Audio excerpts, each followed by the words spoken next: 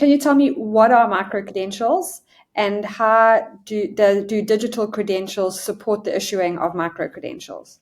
Interesting question.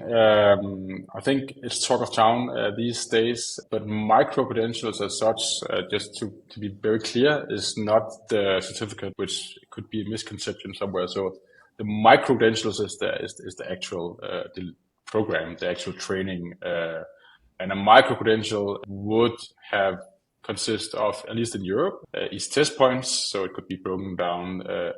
If you look at it, it could be a full, bachelor degree broken into smaller programs, and you could do a micro credential that would be 5 East test points, have a learning criteria, a learning outcome, and there would have to be an assessment for it to qualify as a micro credential. And then what a digital credential setup can do is it can support this delivery of training with digital credentials that are easily distributed to the students after completion, and micro-credentials can be part of a learning pathway, so you can easily show the student the next step of that learning journey. We have created a setup where you can do dynamic learning paths, so maybe when you've done step 1 and step 2 of a certain journey, then that could be the foundation for 2 pathways. So now you know the basic stuff of marketing maybe, and then based on that you can now take 2 journeys instead of just 1 pathway. 1 other pathway suddenly opened up because of your level of knowledge. So it's a way to nudge learning. And if you look at micro credentials as such,